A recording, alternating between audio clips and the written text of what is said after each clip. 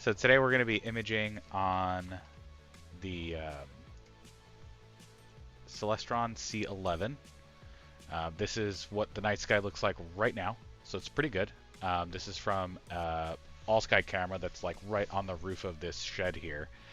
And let's go take a look at what the Lost Mandy Mount's doing. Actually, give me 1 second. I want to go to this view because I need to fix my YouTube chat.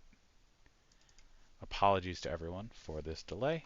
There's some stuff you can't do till you like actually go live.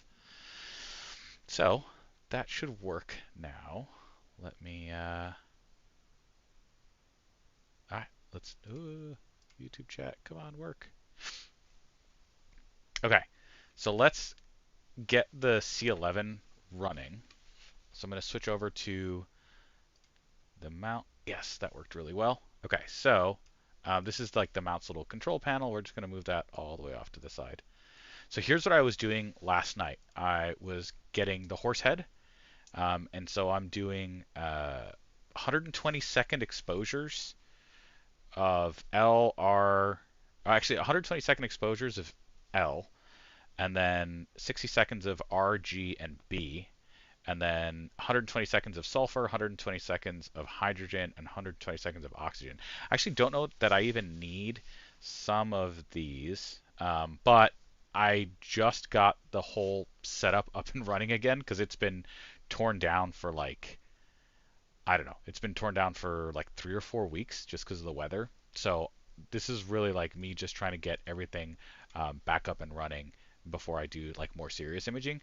And then I'm doing some NGC 2392, which is the Eskimo Nebula.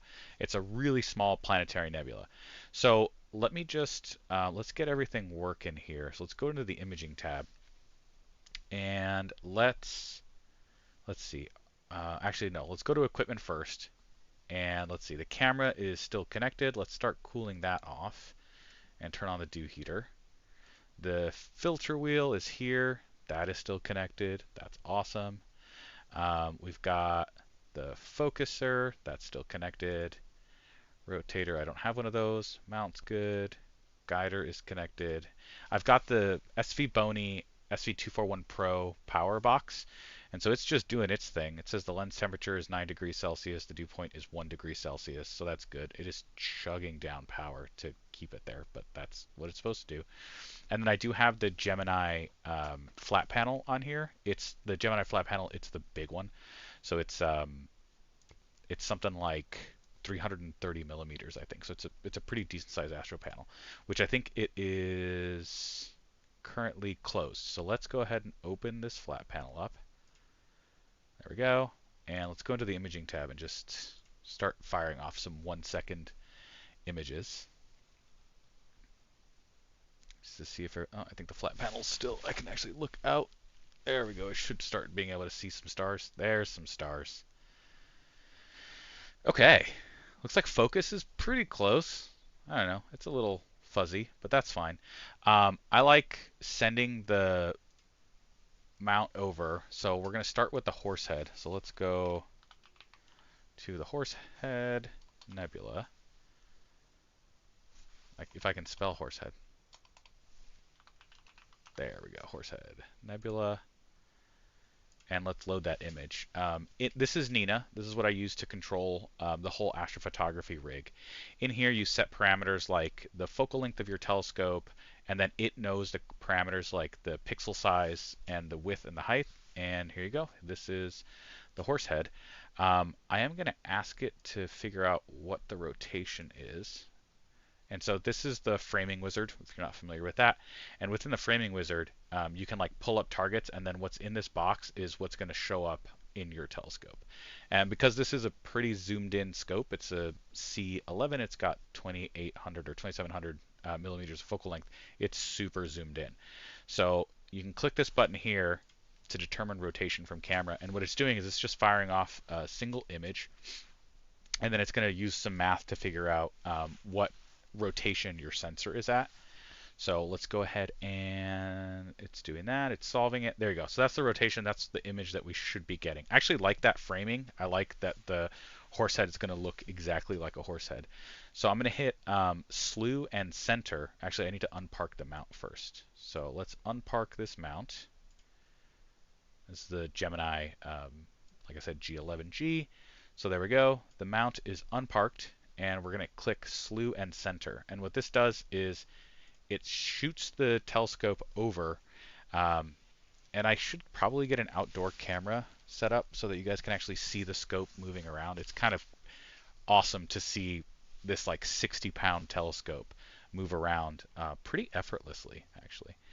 So this thing's going to slew around. So what I like to do, my nights usually are, I'll have my targets that I want, and the Horsehead and Eskimo Nebula are really close to each other, which is good.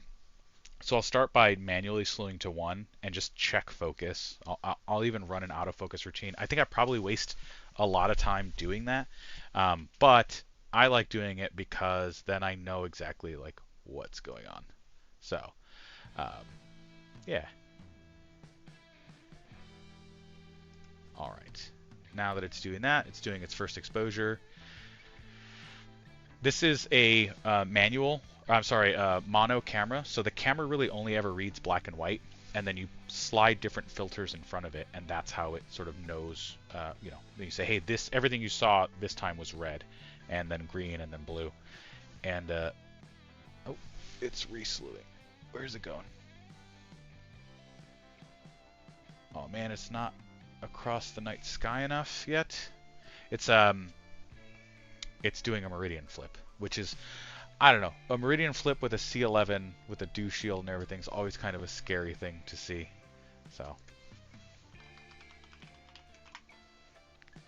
and I am down in chat too. This is live, so I know I've been doing some of my videos as like live premieres, which I hope doesn't confuse people. I'm in the chat for those, but I'm not like it isn't happening live. This is a live stream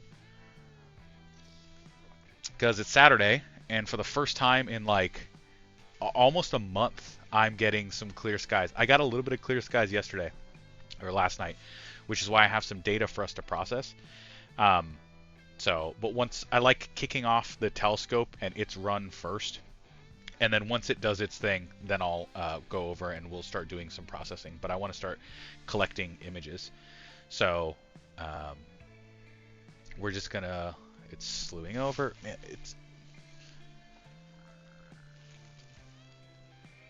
that's dumb. It's going to have to do a meridian flip in like a minute.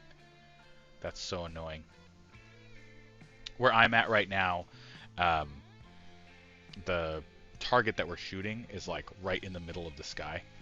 And so usually the mounts can't track past the middle because they look sort of from one side or from the other.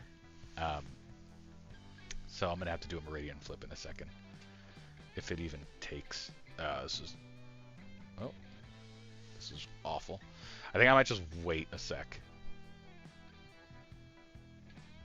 Let's review real quick the sequence. Yeah, it's not going to solve nicely. I don't know why, but it doesn't like this.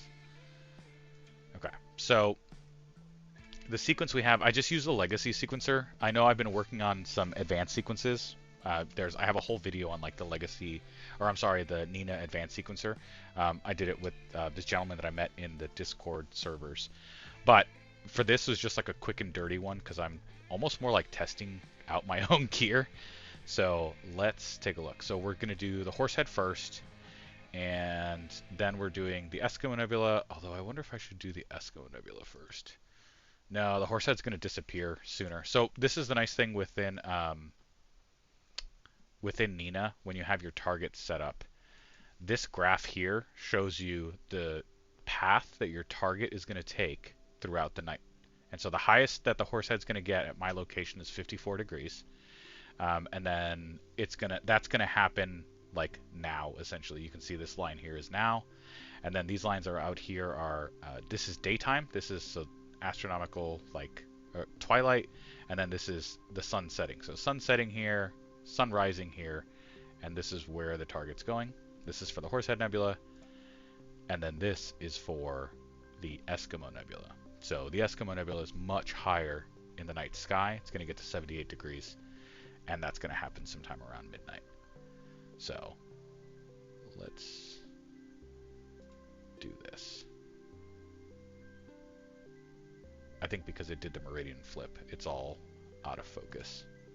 I'm going to cancel that, and I'm just going to tell it to go park itself, go to center. Park at counterweight down. Yes, please. So you can see this is the image it got. It's a little fuzzy, but again, we're at 2800 millimeters of focal length. While that's doing its thing, so we're going to start kicking that off in a sec. I want to show you guys how I do my SIRIL processing. I want to title this like SIRIL for Dummies by a dummy, because I'm just learning this stuff. I've been doing astrophotography like a year and a half, and I've picked up some cool little like tips and tricks, but I'm nowhere near an expert. So let me switch over to that view. How's that? Hey, that actually looks pretty good. Okay. So this is SIRIL. It's free, and you can just download it from, I think it's like SIRIL.org. If you don't, there's the paid stuff is really nice, so you can use some really cool paid tools, but I just use the free one.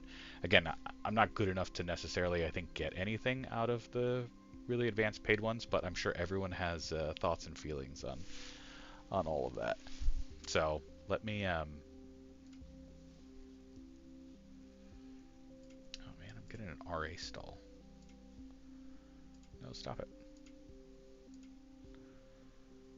Okay, so let's do some processing. So I'm going to set my home directory to there we go. Set my home directory to Los Vandy 19 C11 Edge. Let's work on the flats first. This is something I'm learning to do, is to make flats, and so I have a directory called Flat Wizard because Nina will automatically make the flats for you. So we'll go in here into my flats folder. Let's go here and set that as the home directory. So you have to click on this little home button. And the way that I like do my flats is I just set, so we'll do luminance first. So we'll do L underscore flats here, and I will add in from the folder that says luminance all of these files that were generated by the flats wizard. And I don't debayer them, because there's no Bayer matrix anyway, so it's not a color camera. And we will go ahead and just hit convert. This is gonna sort of just tag all of those into a place that it knows. And there we go. So there's one image of my luminance flats.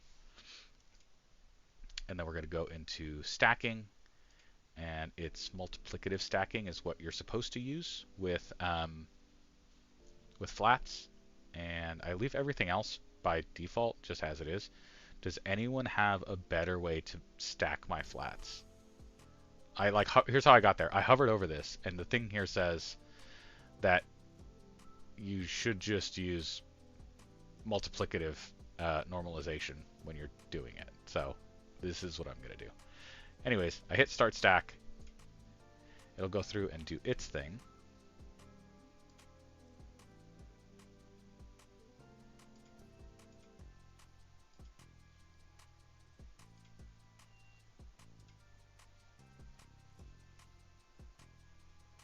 There you go. So then this is the stacked flat.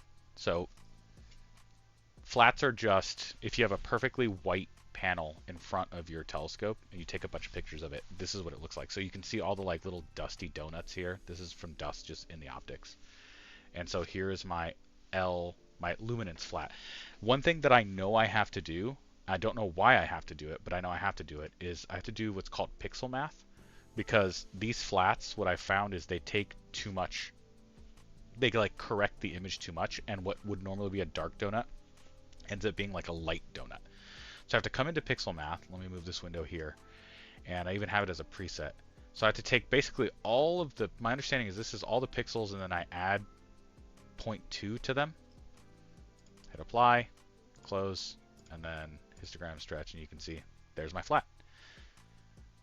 All right, so I'm going to save this. I usually save this as a unique file name called L-flat stacked P2. So it's basically the luminance flat stacked, and then I use the P2 to denote that this has had the like +2 pixel math done to it. And then you just have to go through and do that again and again. So that was L. Let's do R and delete this. Go into red, select all the red ones, and do the same thing. I think this will probably be one of the first things I try making a script for, because this is just how I do mine. So I'll have all of these folders, and script is a way to, when you script stuff, it'll let you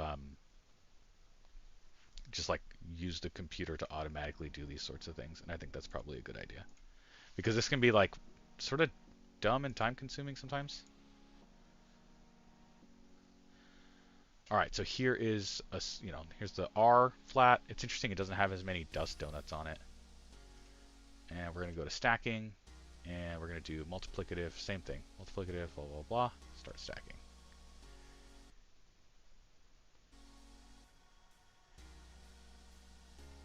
And there is my R flat. So this is for the red filter. I'm going to do the same thing with pixel math, and do that, apply. Okay. And then I save this as a unique file, R flat stacked P2. So that I went +0.2. Again, this is just like my own internal naming structure. Save that. Do the same thing for L. Or I'm sorry, we did R, we did L, we did R. Let's do G. So green. Same thing. Change the sequence name to G. And this is astrophotography processing in a nutshell. It's you sitting here doing a lot of this sort of processing, and you want to have a fast network connection, or you want to have a fast sort of connection to wherever these files are. I use a network attached storage device, so like I need to have a really fast Ethernet connection so they can read and write all these like 20 megabyte files as quickly as possible. Go to stacking, start stacking, and just let it do its thing.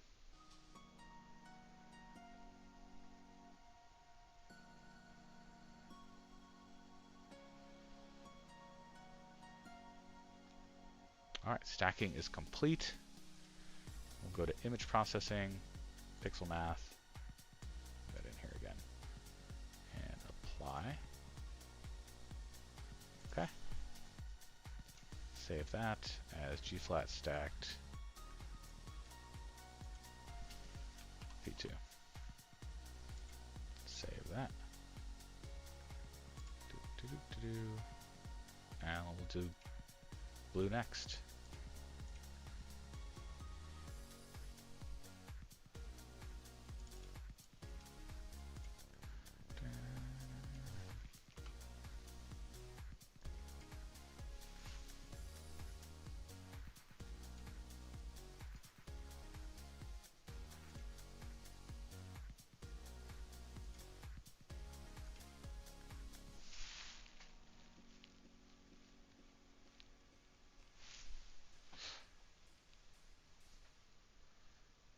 Alright, we've got our individual blue frame. Oof, what is this song? I don't like this song. Next, please. Thank you.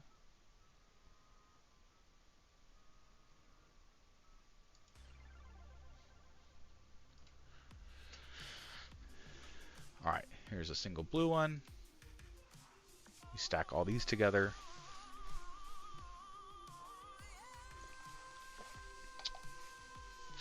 And then once that's done, same thing.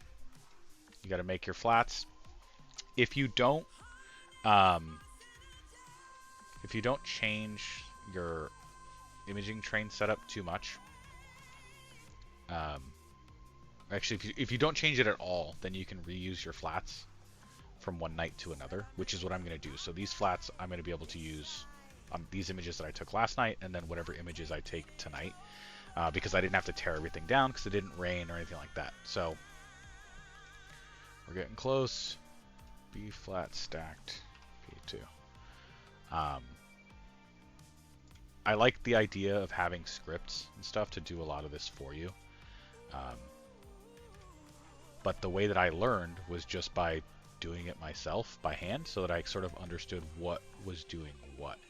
And so I don't know that I necessarily recommend everyone go through and, you know, manually stack your flats, but it helped me understand what was happening when things didn't go well. All right, let's do sulfur. So I'll call this one S flats.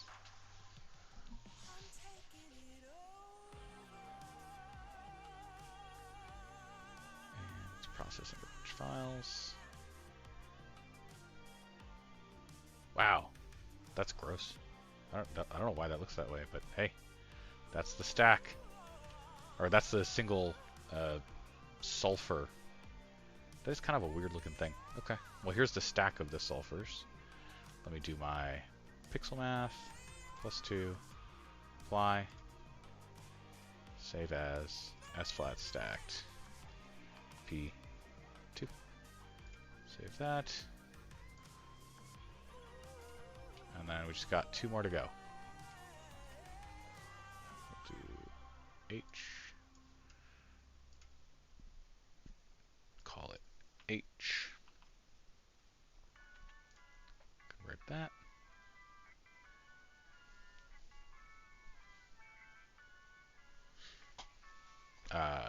I'm having a nice little bit of whiskey.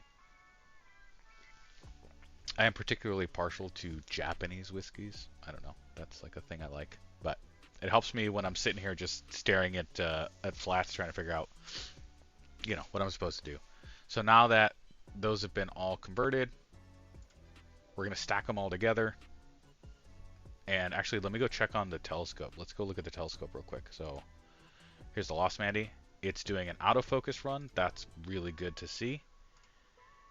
And the Horsehead is in there somewhere. Oh, you can sort of make it out a little bit here if you squint. So it's going to do its autofocus run, and then it's going to start just shooting and going for the night. We'll check in on this as we as the night progresses. But mostly it should just do its own thing. Uh-oh. This is my guiding. It says it did not find the camera. Connect. Come on. Oh. There we go. Okay. Thank God. And we'll loop this. Okay, good. There's stars in here. That's all I wanted to see. Go back here. That thing's doing its autofocus. That's good. Let's go back to the processing.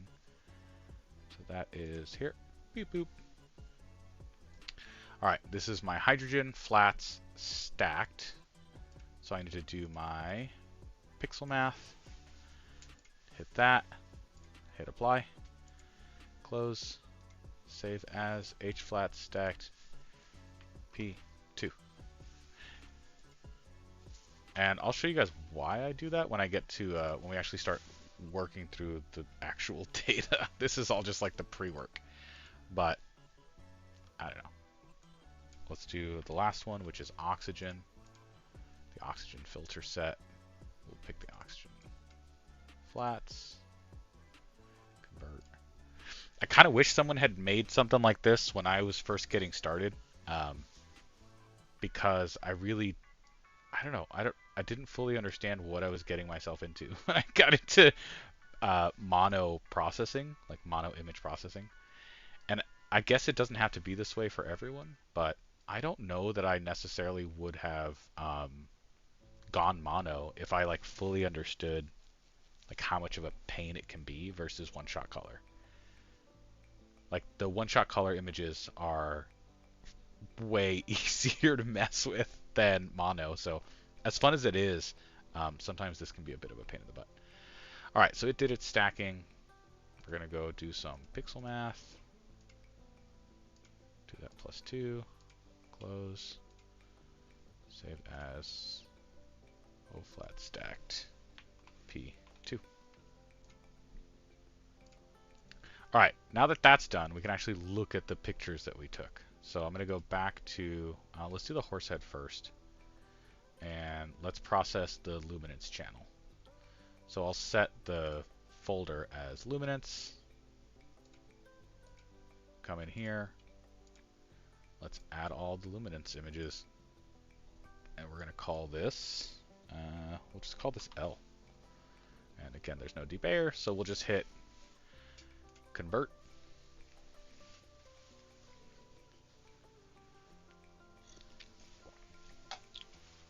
Hey, that looks like something. There's something in there. You can see the horse head roughly here. You can also see all of these gross dots. But hey, that's a horse head.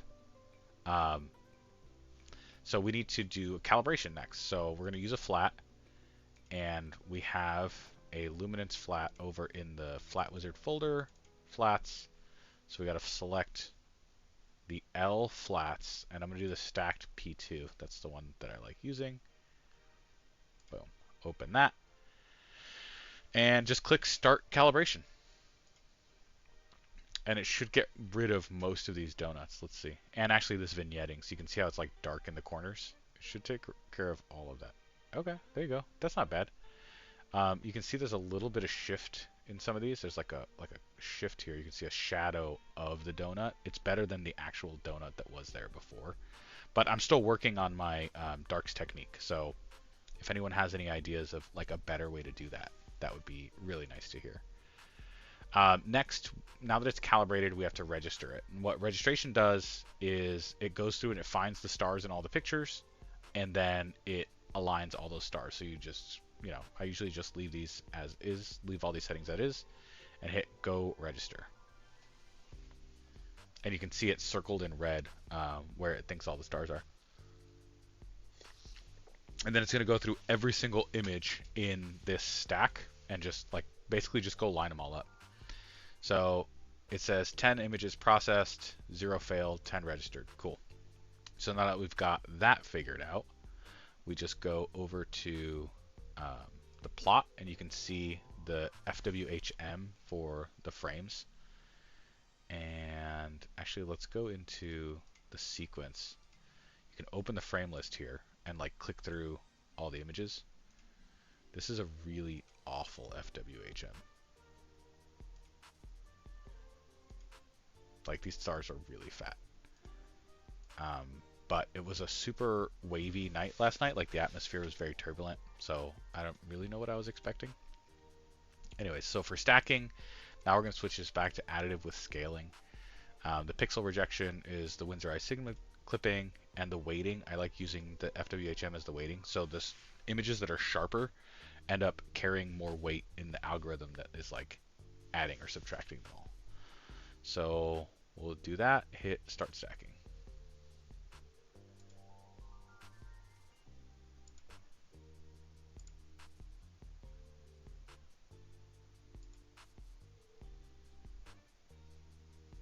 Wow, that looks terrible.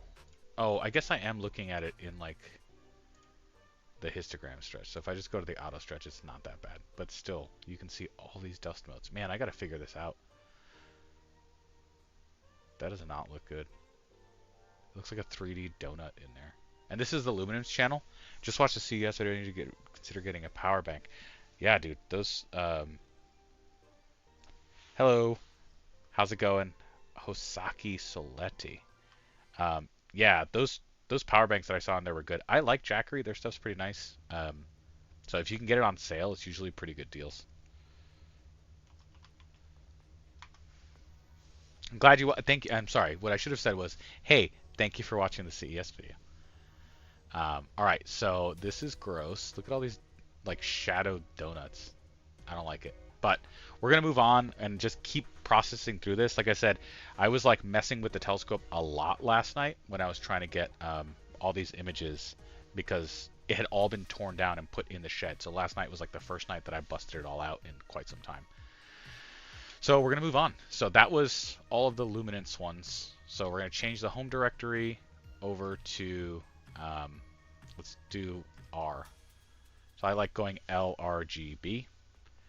And now that we're in the R, we're going to clear this out name this R, and add in all the reds. Add that, hit convert.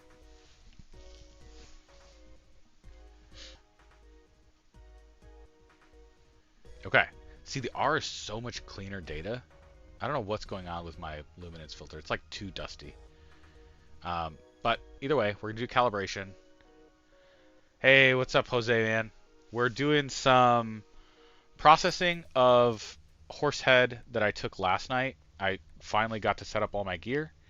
And then we're also doing a little bit more imaging, although she is struggling. I don't know why she's struggling so much. I'm gonna have to bump my guiding. The atmosphere is super turbulent tonight, and it was last night too. So it's just, I don't know, the rig's just having a really hard time with guiding, as you can clearly tell. But I got some okay stuff last night. But it's just been struggling with guiding tonight. Like, look at that. That's not what your stars should look like. So while I work through that, I'm doing processing of the images from last night, and that's in SIRIL. So did I do this step yet? No, I didn't do this step yet. So we have to select the right flat, and we go to our flats wizard folder. We select R flat stacked P2. That's what your stars look like? Oh man, dude. Oh, we got to work through some. Oh no, look here. Let me kick that off. Here, the next image came in. This one looks a little bit better. The stars are still a little on the fat side and a little egg-shaped, but this looks way better than the last one. I don't know what is going on with this mount today. I think I might go adjust the weights a little bit. So like when I tear everything down and set it up again, it's like I said, it's like 50 pounds worth of gear sitting on top of the Lost Mandy mount. Like weight position, I tore all of it down, so I have to go like tweak it for basically 2 nights just to get it all running again. All right, anyways, here's R, and you can tell because it's got the oh, let me switch over, sorry. Here we go. It's got this PP underscore. That's how you know that it's been calibrated. So it's been calibrated, we're good on that. Let's do registration. Go register. And this stuff takes like some serious compute and memory to do like all the calibrations and everything like that. All right, that's all registered. Look at the plot. It's really sad, really massive FWHMs, but what are you gonna do?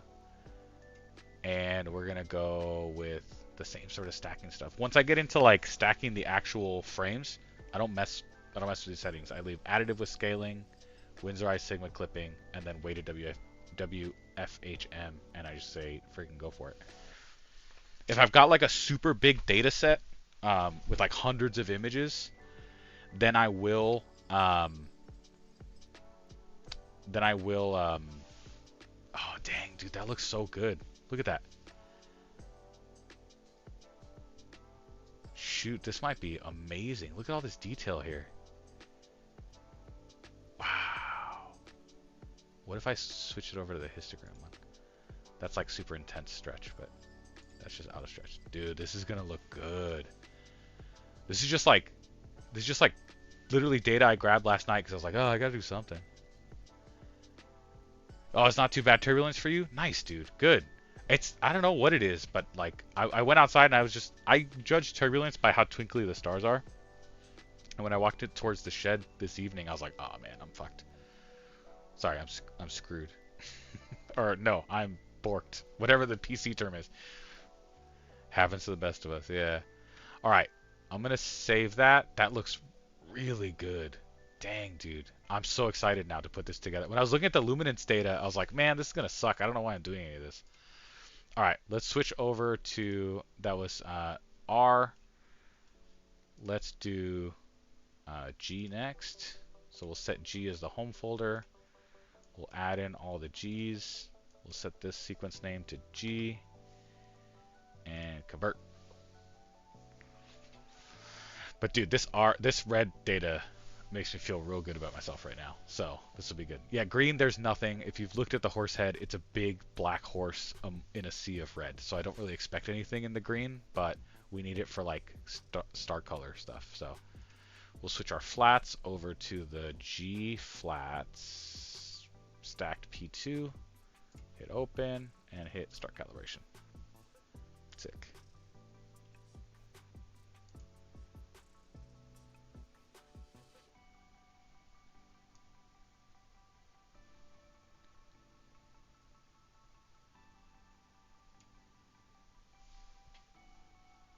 Dude, the guiding's just like completely failed.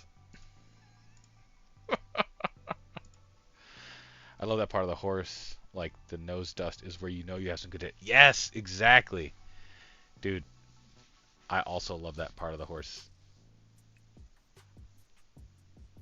Fuck, this thing is struggling with guiding tonight. So what you guys can't see because we're looking at this, but I have like I have a big old 4K monitor. So what you're seeing, this SIRIL window is just like a quarter of it. What I'm looking at is this. First of all, ew, look at this gross ass guiding. Like I've had this thing guide down to like 0.6 arc seconds, no problem. And this is what I'm getting tonight. Like, gross, gross. That one's okay. But I feel like I did something to the telescope because like an FWHM of like 9 is rough. I feel like I was getting 5 or 6 before I tore everything down. So I worry that I like genuinely might have messed something up with my telescope in the 3 weeks that it's been sitting in the shed. But I don't know. I'm gonna just have to keep messing with it. I might just abandon the Horsehead for tonight and just tell it to go do the Eskimo. Actually, you know what? Let's do that. Let's switch over to the Eskimo Nebula. So I'm going to drag this. Come on, let me do it. Why can't I drag it? Oh, no, I can't drag it. I have to click this button. There we go. All right, we're going to do the Eskimo. And with the Eskimo, I'm doing something different. I'm doing really short exposures. So 60 10-second exposures in luminance, 60 10-second exposures in R, G, B, S, H, and O. Actually, SHO are going to be longer. But I feel like it's so bright. Well, you'll see. I'm just going to kick it off right now. And it should go over there and do its thing. Let's go back to the processing. All right, here's a single green one. That's cool. Again, there's not really anything there, but we wouldn't expect there to be. And we're going to hit start stacking. Stack its green up.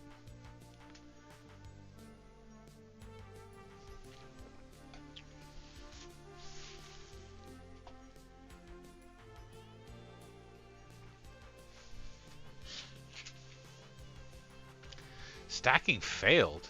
Oh, it doesn't have... Fuck. Guys. Why didn't you guys tell me? We forgot to do the registration. That's okay. This is where, like, yeah, this is another one of those places. When you calibrate a PHC, it gives no errors. I don't know. I'm going to have to go back and see. Alright, now that these images are all registered, because it's got the R underscore, I can actually start the stack. Here, I'll go back to the scope. It just slewed over to the Eskimo.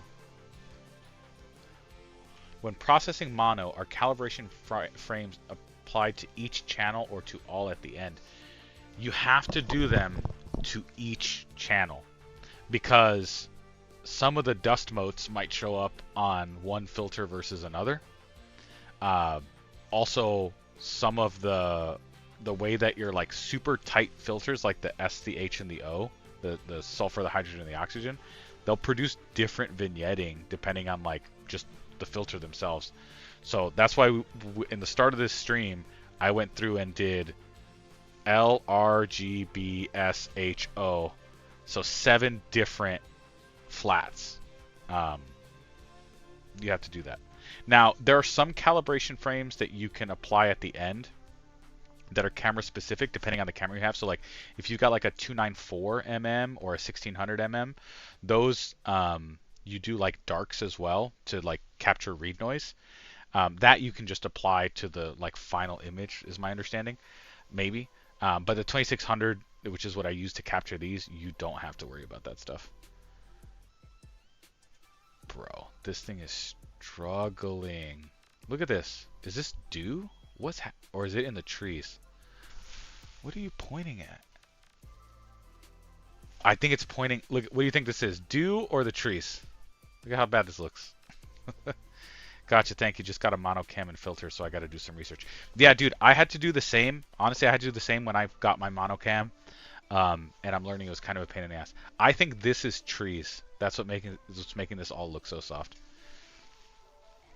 I can go out there and check, but I think we've got trees in the way here. So that's fun. We're just on the struggle bus today. But that's fine. I'm just going to pause all this. You know what? Screw it. Go back to the Horsehead telescope. Figure your life out, telescope. Okay. Well, while that's doing that, let's go look at some pretty pictures. Here's green. Wow, you can sort of make out the little edge of the horse here. And this is the green channel. That's pretty cool. All right, so there's the green one, stacked, done, good to go. Let's do, oopsie, there we go.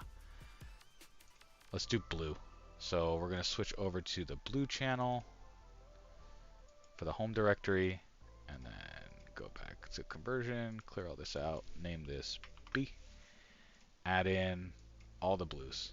Boop, add that all in, and hit convert.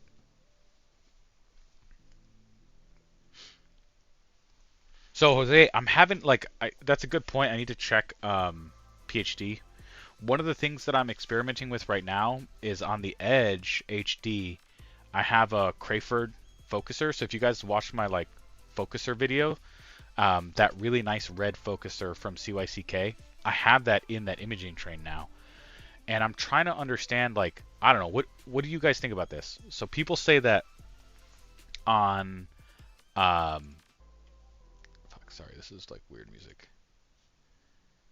People say that on the Edge HD, like your back's focus is super critical, right? Like they're like, oh, it's got to be like, it's like 146 plus or minus 146.06 plus or minus like half a millimeter.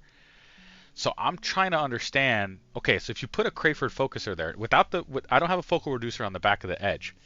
But if I have a Crayford focuser there, like you can move it in and out way more than half a millimeter. So that's sort of what I'm playing with right now, is just trying to figure out. I wonder if that's what's causing my stars to be so bloated. Is essentially I have my back spacing wrong, because I matched it before I put the Crayford focuser in. I like set it to be the same height as my. Let me grab it. Like one of these, which is what you would normally use when you attach your camera to here. So I set it to be the same height as this, but I don't know, man. If you're off by a millimeter, like it'll mess up your stars. So that's sort of what I'm trying to like work through tonight. Yeah. But it's just not. It's not plate solving. I think because the stars are too gross. Let's see. Yeah. So that's one of the issues. If you ever have issues with plate solving, and anything that uses PhD or that uses like ASTAP, which I think the ASIR uses something similar, it's probably your focus. Like, yeah, that's not good focus. So this is, yeah, this is just my typical night. I sit here and chase stuff like this down. Like, what the hell is happening? So we're gonna go luminance channel, and I'm just gonna kick off an autofocus routine. I'm gonna let it figure itself out. And let's go back to processing. So this is a single blue frame. We need to do calibration. So let me select my blue flat stacked P2 and start calibration.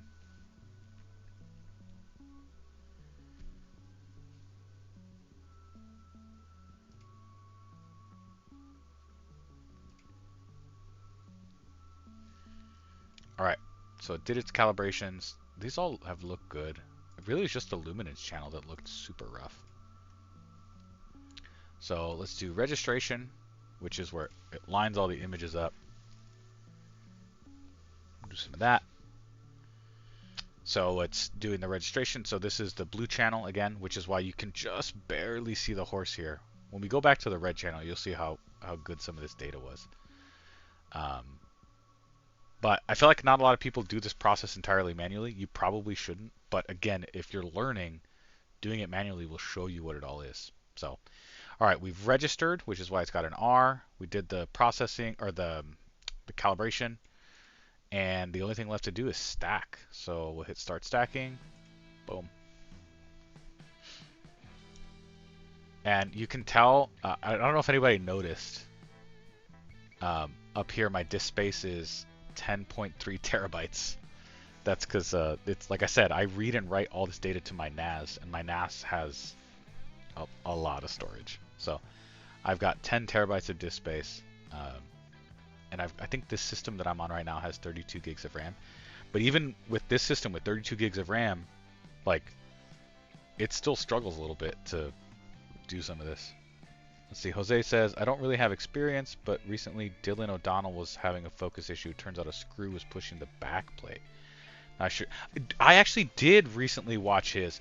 So he's got a C14, and the C14, like, where this hey, what's up, Otto?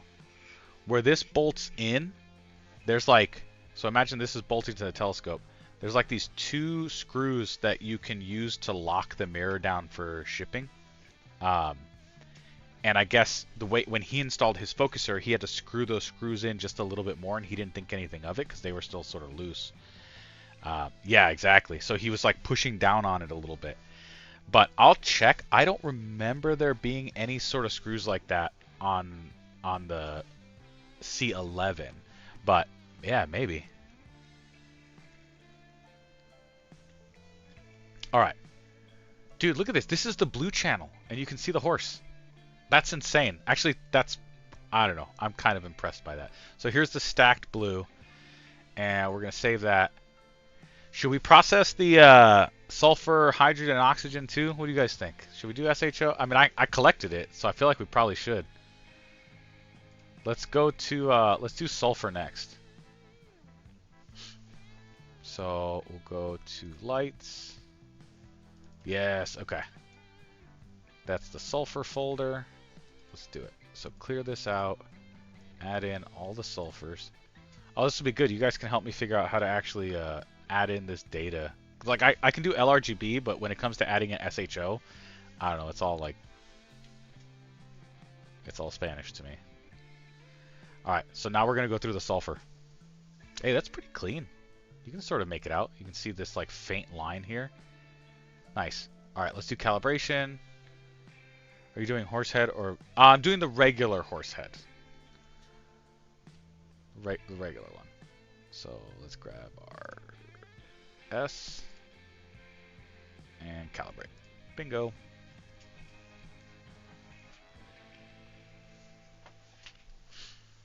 I don't know that I know the blue Horsehead. See, okay, this is not good. Why did that happen? It looks blotchy. How strange. Huh. I mean, it definitely added some contrast there, but like that doesn't look good.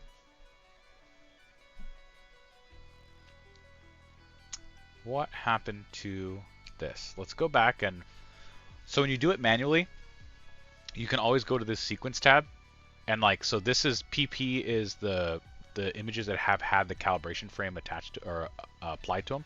You can always go back to the, so this is the S without the PP, which is a hilarious sentence that I never thought I'd say in my life.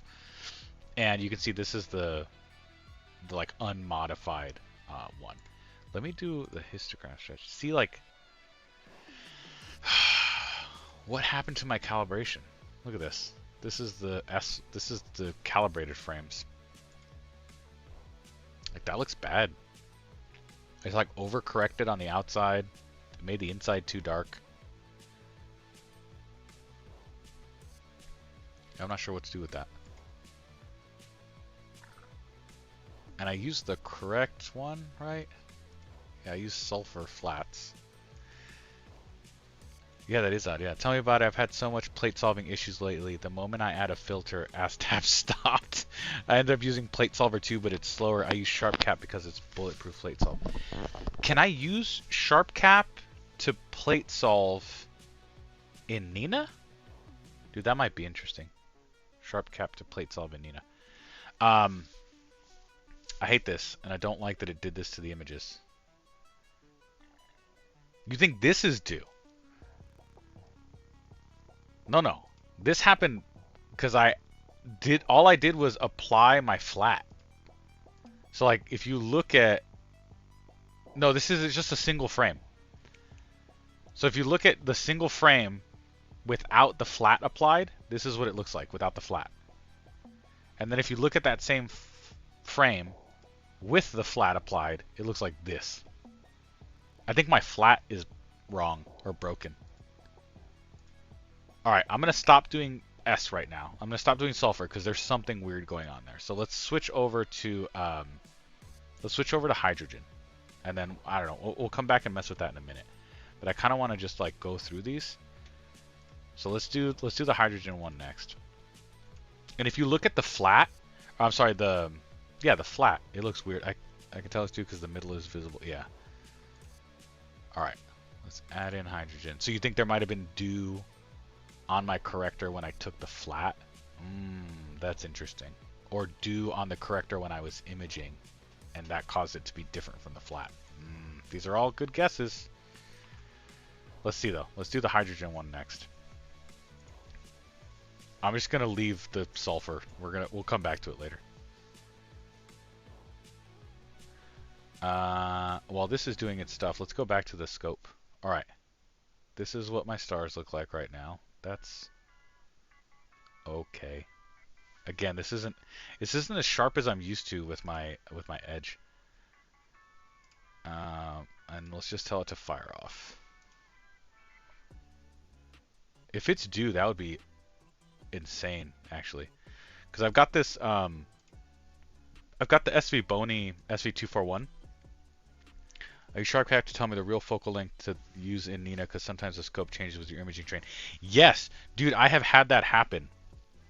Where like, it's not 2800, it's actually like 2749 or something, and it's just enough to make ASTAP lose its shit like it's doing right now.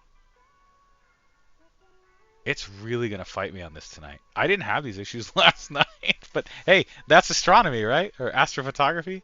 You just get like random ass issues you didn't have yesterday. Like, I don't know, man. Like, why can't you tell what that is? Those stars look fine-ish. Whatever. Alright, here. Let's go back to something better. We're just gonna leave that thing doing this thing. Look at this. This is our hydrogen data. Oh, tell me that doesn't look good. Look, you can see like clouds here. This isn't the stack either. This is a single frame of the hydrogen data. This is going to be awesome. All right, let's do some calibration. Let me pick my hydrogen flat. Stack P2. There we go. All right, let's start that calibration. Bing bong.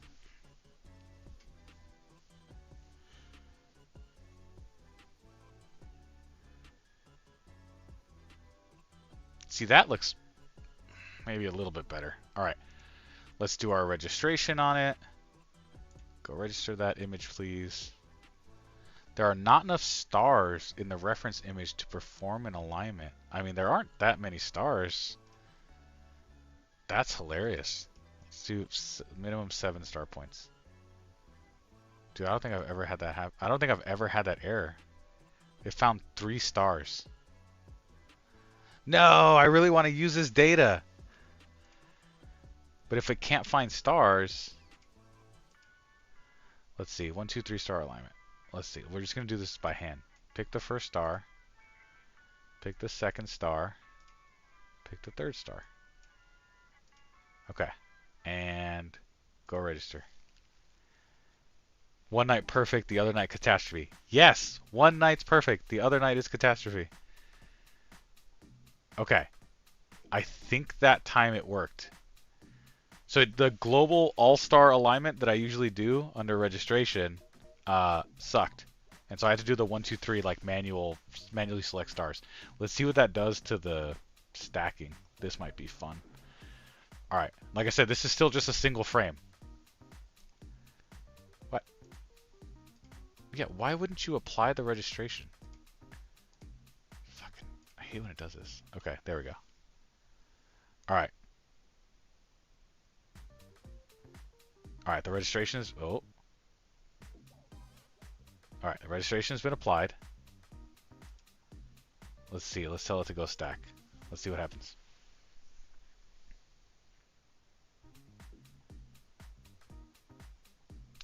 Wow.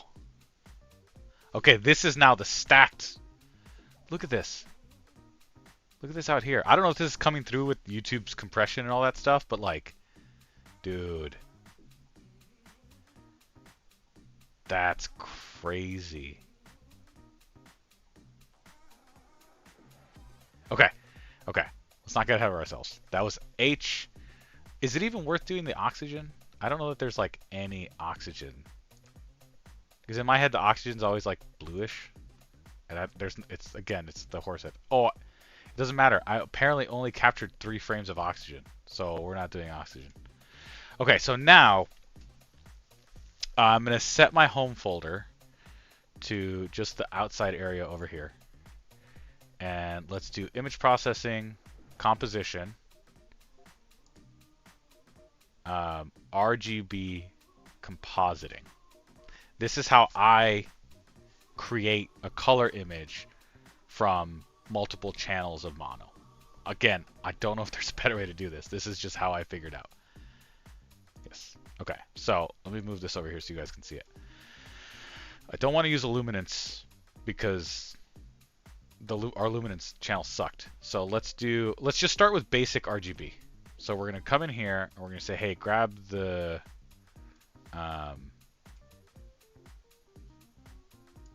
oh wait, sorry, hold on.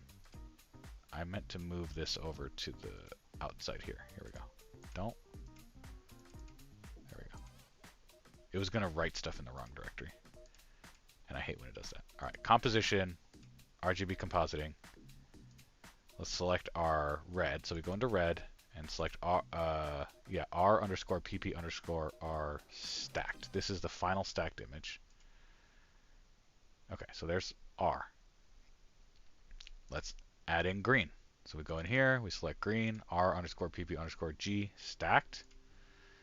Okay, there's our green. And there's got to be some alignment done. That's fine. And then we'll do blue, R underscore blue, blah, blah, blah, all that crap. Okay, so here's our RGB.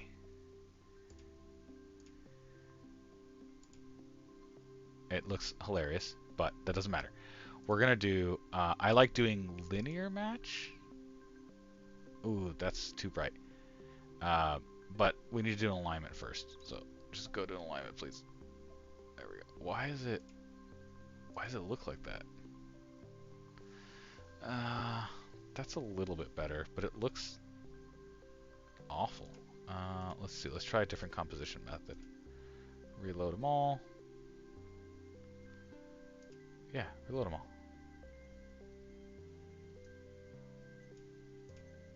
Dude, I think this thing sucks. Hold on. What just happened? There's our red. That makes sense. Go to auto stretch, please. And then green. I'm just manually reloading them. RGB and align. Okay, they're all aligned now. But I need to do... Okay, HSV, adjust layer brightness. Okay, and then linear match matches the... Okay, I'm not going to do linear match. Okay, hold on. Fuck, dude, should we use a luminance frame? I think we can use the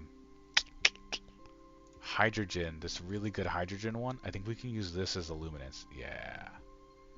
Let me do an alignment real quick. See if that helps. Okay.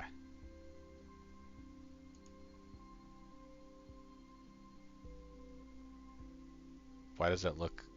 Why does that look black and white? No! This is the issue that I have with mono is like getting something really good out of it. Like we know the data's there, right? We saw it. Getting something good out of it can be kind of a hassle. I'm sure there's better ways to do it. Nope, I don't like what it did. So when you're in here messing with it, if you don't like where it's going, you just hit reload all. And then I can say, hey, I don't want to use luminance. Let's try this. We'll do that. G. Do you guys think I should do background extraction on each of the stacked individual channels? I wonder if that'll help. Okay, so we got that. Ask it to do a linear match. Hey, that's a little bit better. And still look at all this all this wash out here. All right, we're gonna try some stuff. We're gonna first crop out all the edges. Crop, boom. And we're gonna try doing, let's do a photometric color calibration. 2800, all that stuff is okay. Do that. Okay. Now we're gonna do color calibration, photometric color calibration, and I just leave all this stuff as is. And it's applying some color corrections. Okay. Close. Now let's do, I feel like we should do a background extraction on each channel individually. Compute.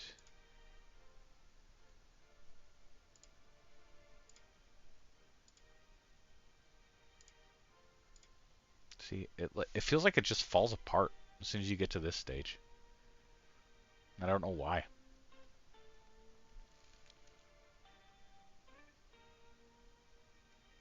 Like it just feels noisy. Okay, let's try. I do like the Veralux Hypermetric stretch. If you guys haven't tried this plugin for SIRIL yet, it's pretty nice. You can do your, I'll just leave it at that. Auto calculate the log D. This does stretching for you. But like, I don't know, man. Look how noisy that is. Okay. I think we did something wrong. Let's try something different. Let's go back to composition, RGB composting. Yes, close the current image. We're gonna do, let's start with, we're gonna set the red as the, should we set the red as the hydrogen? I feel like the hydrogen was the best data we captured. All right, so we'll set the red as hydrogen. And then we'll set the, oh jeez. We'll set the green as just green. And we'll set the blue as just blue. Okay. And then we'll do an alignment and do a linear match. Oof, nope, that's too far in the other way now. That looks terrible.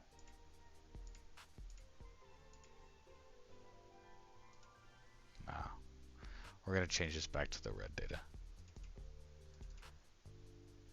Yeah, so this is like, oh, Jesus. What is happening here?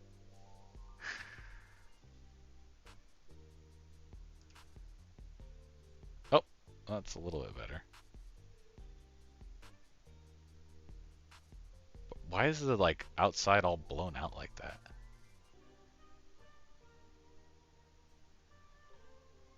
Okay, let's go look at our individual frames real quick. So let's go, let's start with the red. Let's take a look at the red. Here's RPP stacked. See, this has, look at the red, it has all of this like, all this like noise, or it's like too illuminated in the corners. All right, we're gonna do background extraction on each one. while it's in this phase. See, that looks better. Okay. And then we're going to save as, in the light folder, rpp underscore stacked underscore, we're going to call it BGE for background extracted. Okay. And we're going to do this for each of the like individual channels. So that was red. You're playing with a dovetail plate? Nice. What was happening was I was trying to stack I was trying to create the composite image from all the individual channels, and it looked like crap. But I forgot if I'm supposed to do a let's see, let me grab B. If I'm supposed to do a background extraction before I try and do the composition, which is what I'm going to do now. So I'm going to do a background extraction on every single one, and then try and composite them together that way. So we're going to call it BGE. I don't remember which way I'm supposed to do it. It's been so long since I've been able to image with my mono setup that I literally forgot how to do it.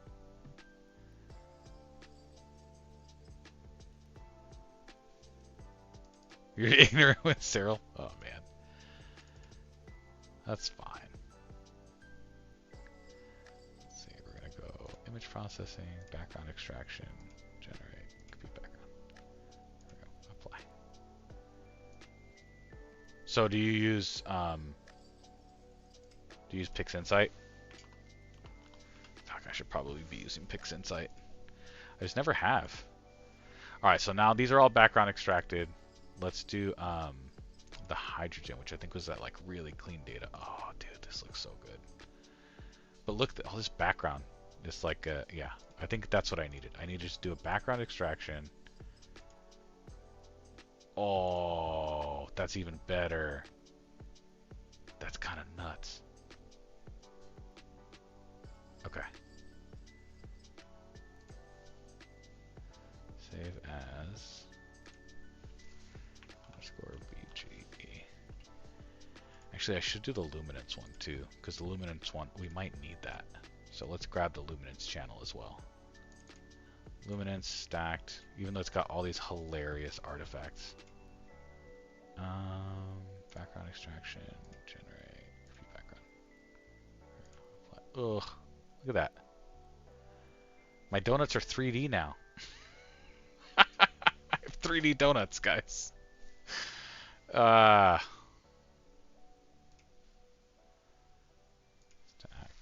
underscore BGE. Okay, so now that we've done background extraction on every single channel, yes, it's definitely aliens. Let's go to image processing, composition, RGB compositing, which is where we were at before. And let's load them up. Let's start with red with the BGE. Let's open that. Green with the BGE.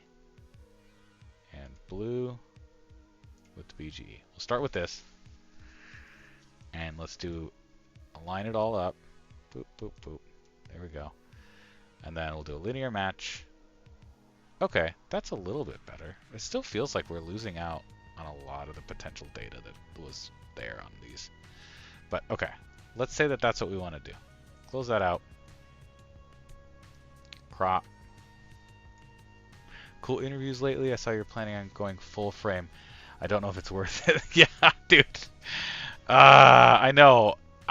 I had to like have a serious conversation with myself about like, why do I want to go full frame? Yeah, I sort of don't know why I want to go full frame other than like, I don't know, it feels like the next natural step. But honestly, I haven't even mastered a friggin' 2600, so like, what do I need full frame for? Alright, let's do so the image plate solve, and let's do color correction. Maybe that'll bring some of the red back. Like, I feel like this is supposed to be like a really bright red background, but it's all washed away. Let's do that. Let's do color calibration, photometric color calibration. Yeah, get a wider scope. Yeah, that's true. Like I would probably get the same thing out of a scope that has, I could just go buy reducers for all my scopes.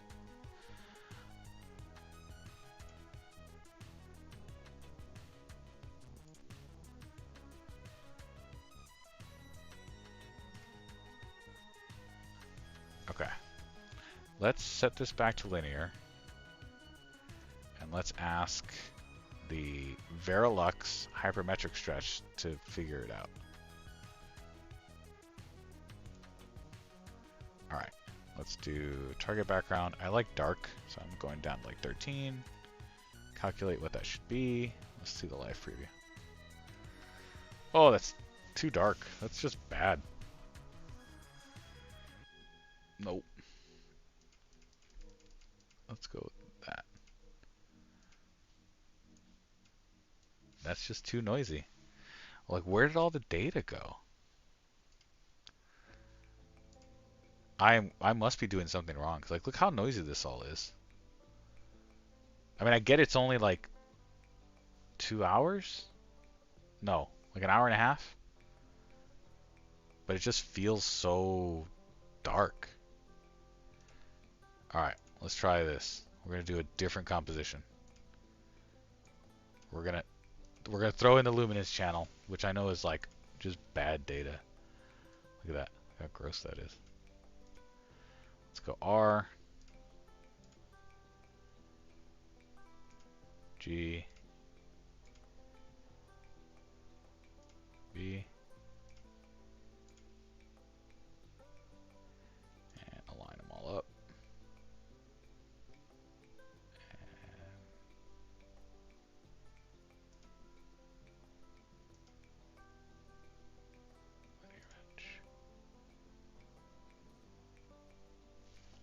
Seems like your background dark isn't stretched right, so the data dissolves because the darks are off. Honestly, that sounds super reasonable. I kind of feel like you're right with that. I think there's something wrong with my calibration frames.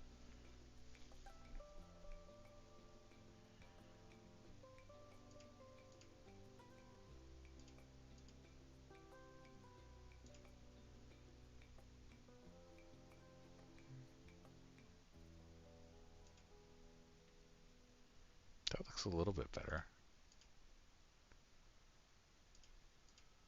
But still, it's just so noisy. Should I denoise each of the individual frames before I do this? Alright, screw it. Let's try that. Let's open up the R again. Yeah, because like, look at how good this looks. Alright, we're denoising it. Image processing, filters, noise reduction. Remove salt and pepper noise. I like doing the DA D3 with like 0.7 modulation.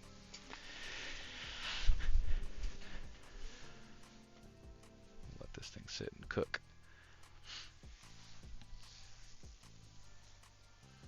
I also think that my my luminance frame.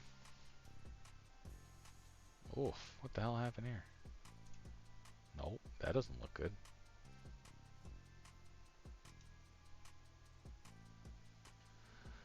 Man, this is rough. I can't believe I forgot like all of the stuff that I usually do to do mono. Here, what's the mono script like? Let's do the Eric Wiseman LRGB one. Can I? Here we go.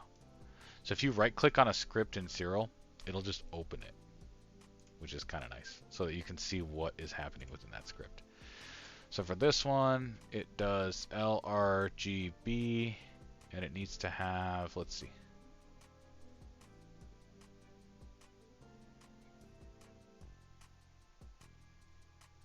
Oh, this doesn't even do it. This is just like the pre-processing one. LRGB pre-process. This is all the one-shot color. RGB composition. All right, what's this RGB composition one do?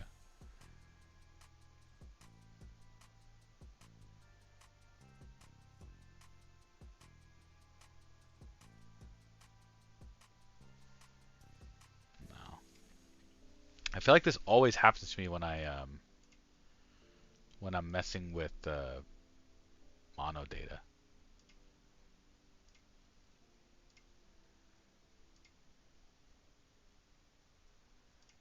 R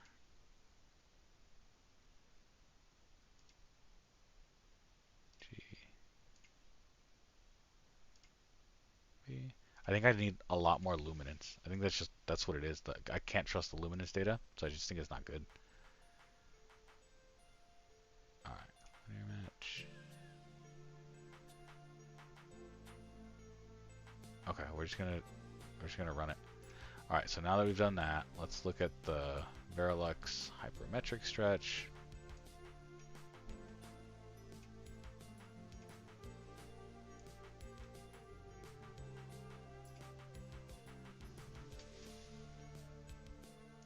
Hit it.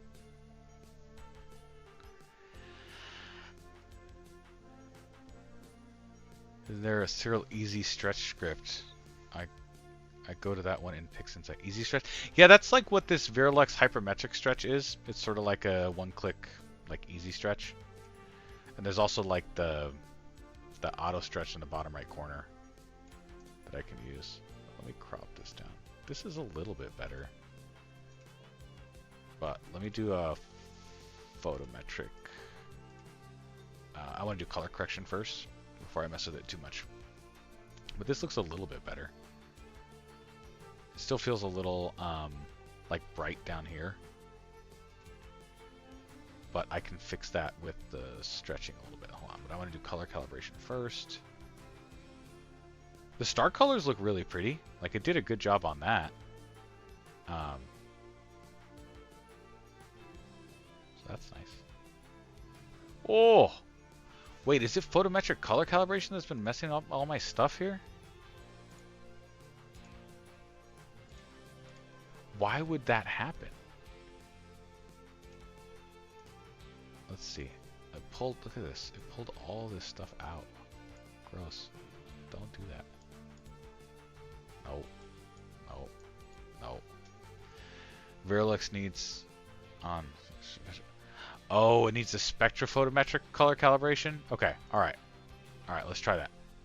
So let's go back. Let's undo all of that stuff. Okay. Yeah, it needs it needs the SPCC. Okay, so we're not going to do...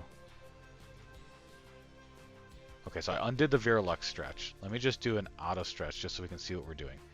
I'm going to crop out all the garbage first. Crop. Okay. Let's do plate solve it first. Okay, so it's going to do a plate solve. Okay, so we did a plate solve. Now let's go to color calibration, spectrophotometric color calibration. You know, Hosaki, I've never gotten SPCC to work. Like it's just never worked for me. So let's try some stuff. Narrowband mode. Oh geez. Yeah, I think they are really tight 3 nanometer ones. So that's good. Plot fits. Da, da, da, da. So I just hit OK and it should work. Let's see. If it works, this would be the first time it ever... Oh dude, it worked! I swear it's never done that. It's never worked for me. So here's the output. Honestly, I've tried that tool 7 or 8 times and it's never worked for me. So yeah, streaming magic. Okay, so then I just like close it because it's done now. Okay, so now we've done that. Before I do the Veralux, I think I'm gonna do a background extraction. Fuck it, let's see what happens.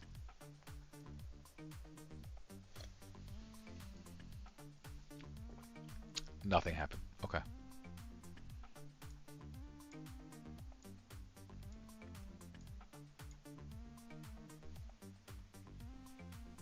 It made your scope into a doublet refractor. Yes. Yeah, it looked like my old SV Bony, like the first SV Bony scope I got was 80. They're like cheapest 80 millimeter. That's exactly what it looked like. Okay.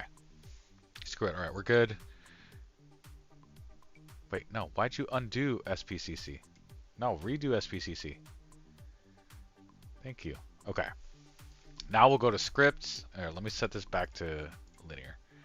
Scripts, Python scripts, Veralux, Hypermetric stretch. I'll pull this in here. Target background, I like it darker, but... Alright, live preview. No, that looks awful. Why? Why? Why does it look like that? Maybe it needs to be... what's protect B? What's this guy do? What if I don't want to protect B? Sensor profile. I mean, I know it's an IMX 571, but I feel like this only matters for color. Nope, that's a 751. I meant 571. Okay. Target background. I'll say that.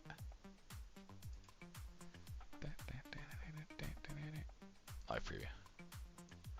Now look how bad that looks. Reload.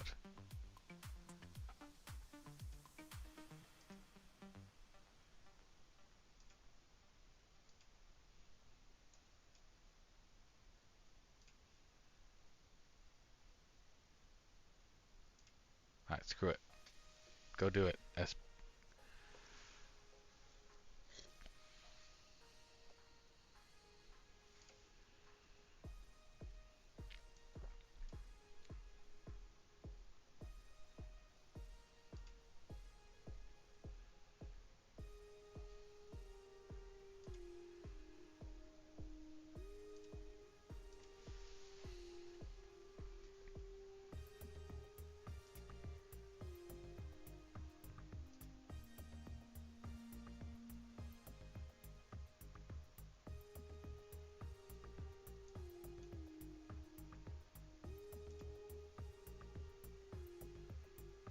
Alright, I'm going to run this automatic background extraction, which I've never really used before, but I've heard good things. So let's see, it's going to run through its math. And then I might call it pretty soon. Although, good news, everyone. I let the C11 just sit there and like figure its life out. And this is the latest image. This is in the red channel. So that's not bad. Here's the last luminance one. That looks like garbage. Is it because the moon? I mean, the moon's not even out. But that luminance channel is just bad. Anyways, here's the red data. This looks pretty good. So, it just decided to start working again. Because that's, that's how telescoping is sometimes. Alright.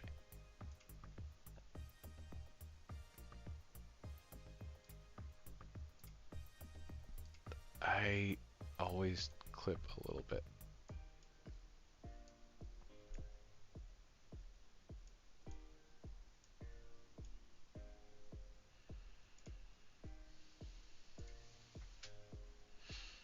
So here's our horse.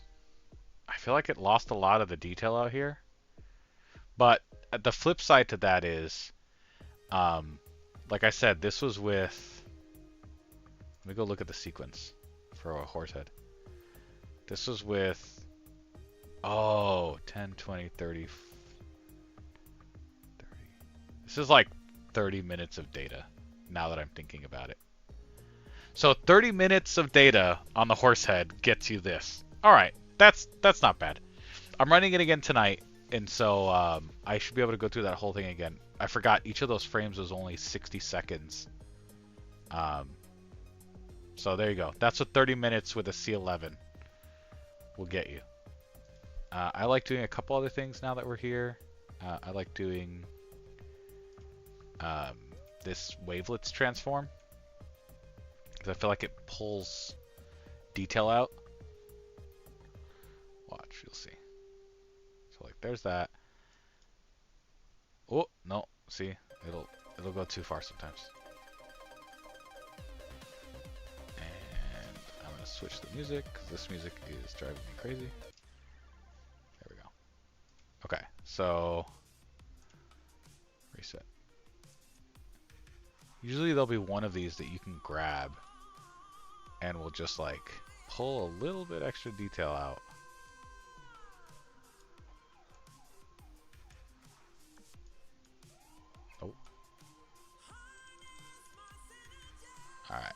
let's go to like 1.0. Let's try that. And then let's see, let's get this one up to like, oh, that's a little bit, that's nice. But I'm also realizing, like I said, this is 30 minutes on the Horsehead. That's not a lot, that's not a lot of data, guys. 30 minutes is probably not enough to get like a really good image. So, but hey, that's not bad for 30 minutes, I think.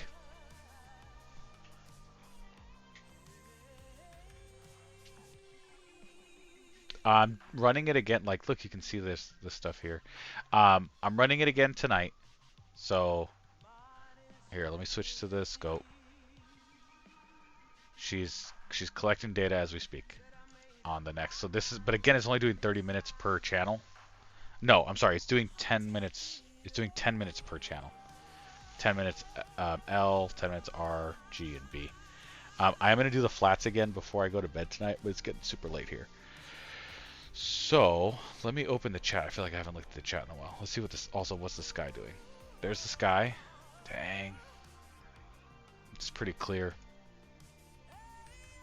It's weird because I almost feel bad going to bed on nights like tonight because it's just been so cloudy lately that I just haven't had for like the last couple months. I haven't had any chances to go do any astrophotography. So I think I'm gonna call it. It's getting late here. So as a reminder, the big C11 is over here collecting more data on the Horsehead. This is what a single 1 minute exposure looks like. And we processed all the data from last night, which was 10 minutes in L, 10 minutes in R, 10 minutes in G, and 10 minutes in B. Hyperbolic stretching is a magic tool that pulls all the data out. Yeah. But I think, like, now that I think about it, dude, Jose, this is a total of 30 minutes through a native focal length C11 Edge. It's okay. I get it now. I get why it looks this way. It's only 30 minutes total, so it's 10 minutes in each channel. I like the star colors. I think the star colors look really good. And I'm gonna try and grab a bunch more data tonight. It looks like it's running okay again. I got to figure out some of those weird focusing issues. Like, I might go out there and mess with it just a touch. But if that doesn't work out, I'm gonna remove that secondary focuser because I'm not even really using it. But thanks for hanging out with me tonight, guys. Like, that was fun. I'll probably chop this up into a video in the future because people ask me like about processing, and as you can tell, I've forgotten a bunch about it just because it's been so cloudy and I've been doing other stuff. But yeah, this is not bad for 30 minutes on the Horsehead. Dude, it's so cold outside, Jose. Like, inside my shed, which is in my backyard, it's 57 degrees. I think it's probably 50 degrees out there. I just want to go to bed. It's cold. So, thank you all for watching. I really appreciate it. Yeah, have a good night. Clear skies and stay warm. But yeah, thanks everybody for hanging out. And now I have to figure out how to turn the stream off. It's in here somewhere. Hold on. There we go. I think. All right. See you guys.